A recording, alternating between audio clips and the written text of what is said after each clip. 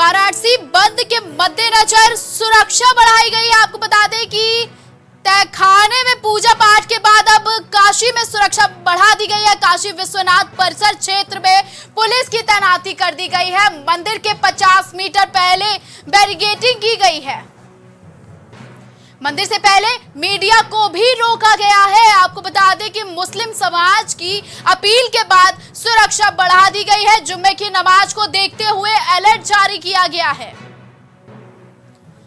PAC और स्थानीय police के जवान मुस्तैद किए गए हैं। काशी विश्वनाथ मंदिर परिसर के बाहर भी पुलिस और सुरक्षा बल की तैनाती की गई है। बड़ी खबर काशी से आ रही है, जहां काशी विश्वनाथ परिसर की सुरक्षा बढ़ा दी गई है। बड़ी खबर लखनऊ से आ रही है। सत्र शुरू होने से पहले सपा का प्रदर्शन हुआ है। बेरोजगारी, जुमलेबाजी, अत्याचार को लेकर प्रदर्शन शुरू हुआ है। ये बड़ी खबर लखनऊ से आ रही है, जहां लोकसभा चुनाव से पहले बजट सत्र शुरू होने से पहले सपा का प्रदर्शन देखने को मिला है। बेरोजगारी, जुमलेबाजी, अत्याचार को लेकर सपा ने प्रदर्शन किया है।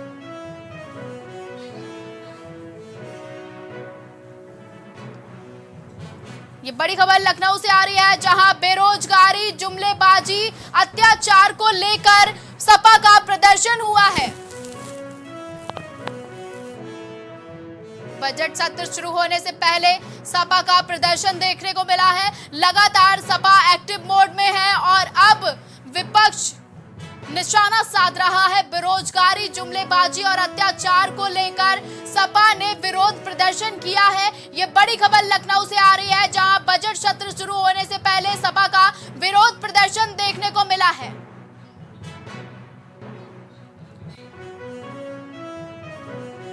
हाथों में तख्ती लेकर सपा के कर्मचारियों और नेताओं ने प्रदर्शन किया है। सपा के कई अन्य नेताओं ने भी इस प्रदर्शन में शामिल होकर इस विरोध प्रदर्शन को आगे बढ़ाया है। बेरोजगारी, अत्याचार और जुमलेबाजी, बीजेपी के अत्याचार और बेरोजगारी, जुमलेबाजी पर यह विरोध प्रदर्शन किया गया है। आपको बता दें कि समाजवादी पार्टी का विरोध प्रदर्शन बजट सत्र शुरू होने से पहले ही देखने को मिला है। लगातार समाजवादी पार्टी विरोध प्रदर्शन कर रही है। भाजपा को बेरोजगारी, जुमलेबाजी, अत्याचारी बता रही है। तो चलिए सीधे ले चलते हैं आपको सदन, जहां पर कार्रवाई हो रही है।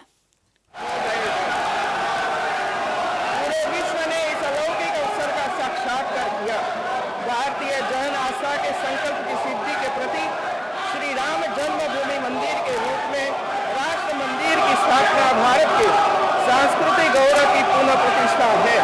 हम सभी आजादी के अमृत काल में प्रवेश कर चुके हैं।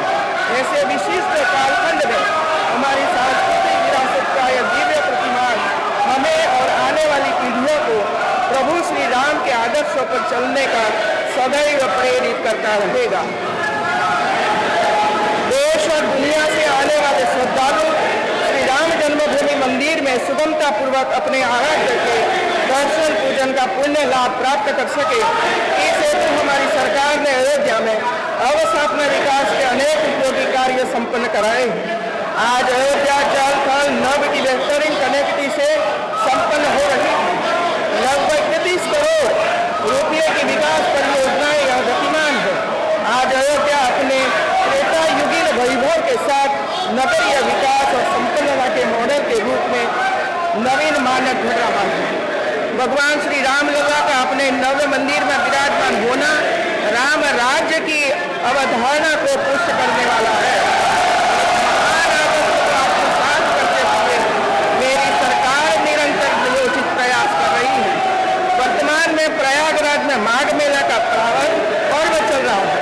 इस वर्ष के माघ मेला आयोजन को प्रयागराज महाकुंभ 2025 के लिए पूर्वाभ्यास मानते हुए सरकार द्वारा सभी संतगणों, श्रद्धालुओं, कल्पवासी और विश्व भर से आने वाले पर्यटकों, शोधार्थियों और जिज्ञासुओं की सुरक्षा, सेवा और सुविधा के लिए उत्तम प्रबंध किए जा रहे हैं।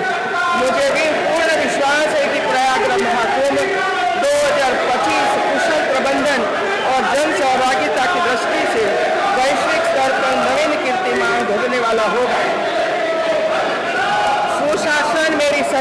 प्रमुख ध्येय सबका साथ, सबका विकास, सबका विश्वास, सबका प्रयास के मंत्र को अपनाते हुए बिना भेदभाव सभी वर्गों को विशेष रूप से गरीबों, किसानों, महिलाओं तथा युवाओं के उन्नयन के लिए मेरी सरकार प्रतिबद्धतापूर्वक कार्य कर रही है।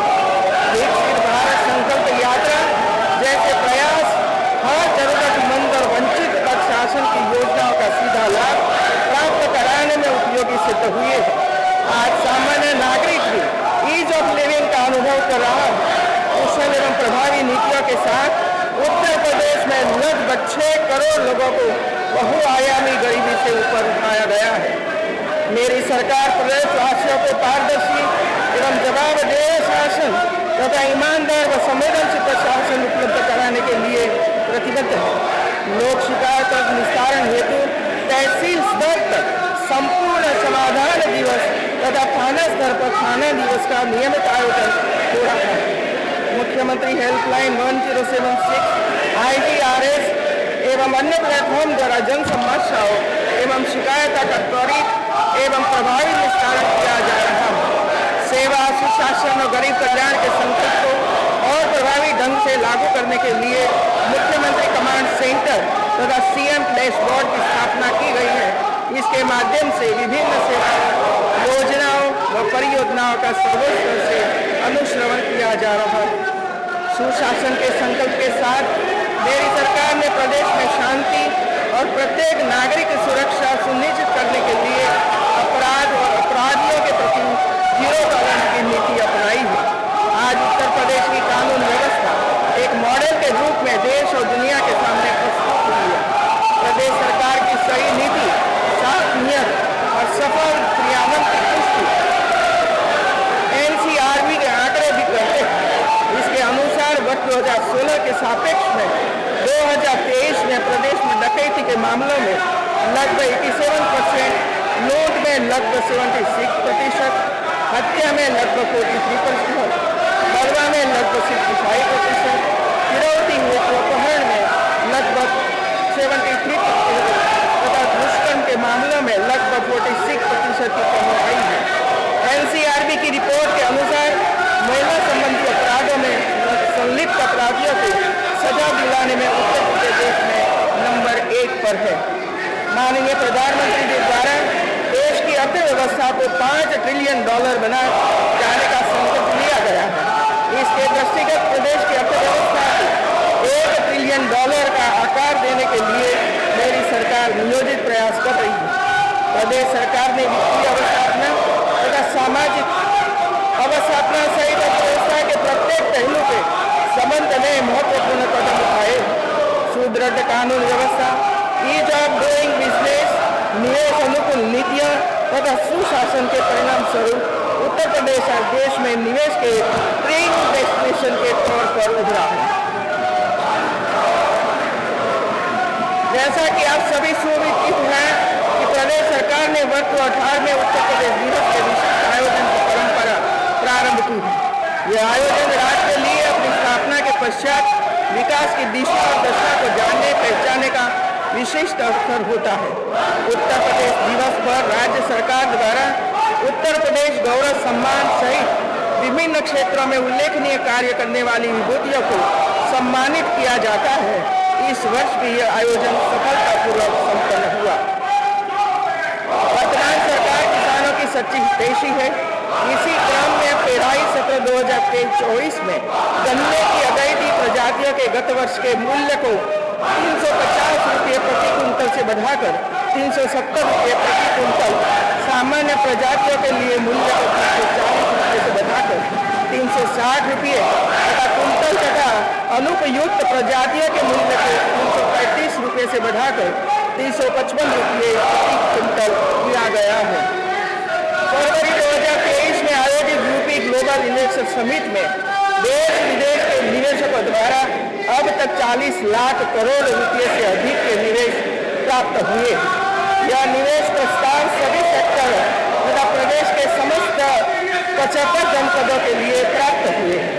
इन निवेश प्रस्तावों से लगभग 1 करोड़ 10 लाख लोगों को रोजगार मिलेगा। ग्राउंड ब्रेकिंग सेरेमनी में माध्यम से निवेश प्रस्तावों को धरातल पर उतारकर व्यापक अवसर सृजित किए जाएंगे। प्रदेश के विभिन्न सेक्टरों के उत्कृष्ट उत्पादों तथा इनोवेशन आदि को विश्व के सामने शोकेस करने के लिए सितंबर 2023 में उत्तर प्रदेश अंतर्राष्ट्रीय ट्रेड शो का प्रथम संस्करण सफलतापूर्वक आयोजित किया हुआ है। प्रदेश की अर्थव्यवस्था को सुदृढ़ करने में एमएसएमई सेक्टर के महत्व को समझते हुए मेरी सरकार द्वारा कई नई योजनाएं संचालित की गई हैं। एक जनपद एक उत्पाद योजना एवं विश्वकर्मा श्रम सम्मान योजना ऐसी योजनाएं हैं जिन्होंने विभिन्न जनपदों के परंपरागत उत्पादों तथा परंपरागत पेशे से जुड़े लोगों को शक्ति प्रदान की। इस योजनाओं को आज संपूर्ण भारतवर्ष में पहचान मिल रही है। जनपद झांसी में एक नई इंडस्ट्रियल टाउनशिप विकसित करने का निर्णय लिया गया है। प्रदेश के इसके पूर्व वर्ष 1970 में एक नए शहर मॉडल के गठन का निर्णय लिया गया था। जनपद अयोध्या में ग्रीनफील्ड टाउनशिप की आधारशिला रखी गई है। मेरी सरकार ने राज्य में अपराधों व भ्रष्टाचार के प्रति अपनी जीरो टॉलरेंस नीति, सुदृढ़ कानून व्यवस्था, निरंतर विद्युत आपूर्ति व लाभताशाही पर नियंत्रण से 2070 से पूर्व राज्य की दयनीय स्थिति पर प्रभावी नियंत्रण पा लिया है, जिससे सभी जिलों में निवेश का समग्र प्रवाह सुनिश्चित हुआ है। वायु, जल, सड़क एवं रेल नेटवर्क की कनेक्टिविटी बढ़ने से मैन्युफैक्चरिंग इकाइयां स्थापित हो रही है। Purvanchal express way, Bundelkhand express सहित प्रदेश में 6 एक्सप्रेस वे संचालित है। Gorakhpur link express way, Ballia express way एवं गंगा एक्सप्रेस वे का निर्माण कार्य प्रगति पर है। 30 दिसंबर 2023 को माननीय प्रधानमंत्री श्री द्वारा अयोध्या में महर्षि वाल्मीकि अंतर्राष्ट्रीय हवाई अड्डे के लोकार्पण से वर्तमान में प्रदेश में 4 अंतर्राष्ट्रीय हवाई अड्डे क्रियाशील हो गए हैं। नोएडा के जेवर दक्षिण एशिया का सबसे बड़ा अंतर्राष्ट्रीय हवाई अड्डा शीघ्र ही प्रारंभ होने वाला है। इससे उत्तर प्रदेश 5 अंतर्राष्ट्रीय हवाई अड्डों वाला भारत का एकमात्र राज्य बन जाएगा। सेमीकंडक्टर विनिर्माण के क्षेत्र में वैश्विक निवेशकों को आकर्षित करने के लिए उत्तर प्रदेश सेमीकंडक्टर नीति 2024 प्रस्तावित की गई है। Uttar Pradesh defence industrial corridor 6 nodes में से 3 नोड्स का आवंटन पूर्ण कर लिया गया है, जिसमें BrahMos, Bharat dynamics, Adani defence, PTC industries, MKU, Godrej, AVANL व टाटा जैसे प्रतिष्ठित निवेशक पर्याप्त रुचि लेकर कार्य कर रहे हैं। बोलिए और बोलिए भाई, आज जीरो हो जाओगे। PM मेगा इंडस्ट्रियल टेक्सटाइल एवं एप्रल PM योजना के अंतर्गत लगभग 1000 मेगा टेक्सटाइल पार्क विकसित किया गया है। इस परियोजना में 10 से 15,000 करोड़ रुपये का निवेश आकर्षित होगा तथा लगभग 1 लाख प्रत्यक्ष और 2 लाख अप्रत्यक्ष रोजगार के अवसर सृजित किए। सिंगल विंडो निवेश मित्र पोर्टल के माध्यम से 47 विभाग की 780 ऑनलाइन सेवाएं प्रदान की जा रही हैं। प्रदेश में निवेश करने वाले उद्यमियों के लिए ऑनलाइन इंसेंटिव मैनेजमेंट सिस्टम लागू किया गया है। मुख्यमंत्री उद्यमी मित्र योजना के तहत उद्यमी मित्र उद्यमियों तथा सरकार के मध्य सेतु के रूप में कार्य कर रहे हैं। अंतर्राष्ट्रीय व अंतर्राष्ट्रीय सीमा पर पड़ने वाले मार्गों के चौड़ीकरण एवं सुदृढ़ीकरण, महत्वपूर्ण अंतर्राष्ट्रीय व अंतर्राष्ट्रीय मार्गों पर प्रवेश द्वार की स्थापना सहित सौंदर्यीकरण के अन्य कार्य कराए जा रहे हैं।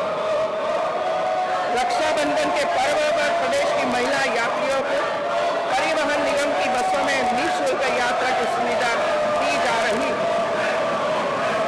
नई बस सेवा के तहत 97 लखनऊ राजधानी एक्सप्रेस सेवा के 91 दिल्ली राजधानी एक्सप्रेस सेवा प्रारंभ की गई है। उत्तर प्रदेश डाटा सेक्टर नीति 2021 अंतर्गत 3 निजी डाटा सेंटर पार्क विकसित करने तथा राज्य में 250 मेगावाट डाटा सेंटर उद्योग का विकास किए जाने के निर्धारित लक्ष्य को पहले वर्ष में ही अर्जित कर लिया गया। निवेशकों को प्रोत्साहित किए जाने के उद्देश्य से उत्तर प्रदेश सूचना प्रौद्योगिकी एवं सूचना प्रौद्योगिकी जनित सेवा नीति 2022 बनाई गई थी। प्रदेश की समस्त ग्राम पंचायतों न्यूनतम 2 जनसेवा केंद्र की स्थापना किया जाना अनिवार्य कर दिया गया है। अब तक 1,80,000 से अधिक जनसेवा केंद्र राज्य में संचालित है, जिनकी संख्या निरंतर बढ़ती जा रही है। वित्तीय वर्ष 2023-24 में माह अप्रैल से दिसंबर 2023 तक ग्रामीण क्षेत्र में 18 घंटे और शहरी क्षेत्र में 24 घंटे विद्युत आपूर्ति की गई है।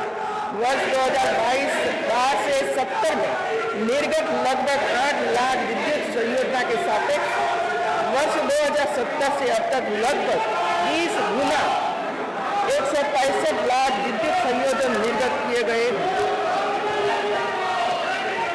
प्रदेश में निर्बाध बिजली आपूर्ति सुनिश्चित करने हेतु वित्तीय वर्ष 2070-18 से अद्यतन कुल 740 केवी विद्युत उपकेंद्र अर्जित किए गए हैं।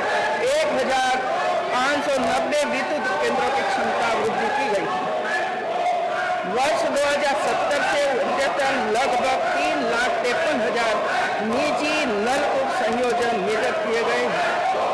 वर्ष 2016-17 में उत्तर प्रदेश राज्य विद्युत उत्पादन निगम लिमिटेड की भारतीय इकाइयों की कुल विद्युत उत्पादन 33,556 मिलियन यूनिट के सापेक्ष में वर्ष 2022-23 में 6,190 मिलियन यूनिट अधिक 39,746 मिलियन यूनिट उत्पादन किया गया है।